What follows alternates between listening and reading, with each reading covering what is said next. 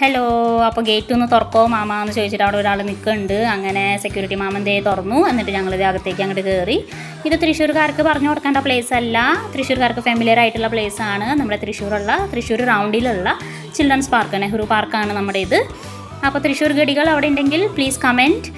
അപ്പോൾ ഇതാ ഞങ്ങൾ അങ്ങോട്ട് ഇറങ്ങാണ്. നല്ല പ്ലേസാണ്, കറങ്ങി നടക്കാനും എല്ലാവർക്കും, യങ്സ്റ്റേഴ്സിനായാലും കുട്ടികൾക്കായാലും ഒക്കെ കറങ്ങി നടക്കാൻ ബെസ്റ്റ് പ്ലേസാണ്. അങ്ങനെ ദേ അദ്രിയ ചാടി കയറി, എല്ലാത്തിലും കയറി, താറാവും കാറും സ്ലൈഡും ഊഞ്ഞാലും എല്ലാത്തിലും പൊത്തി പിടിച്ച് ചാടി കയറിയിട്ടുണ്ട്.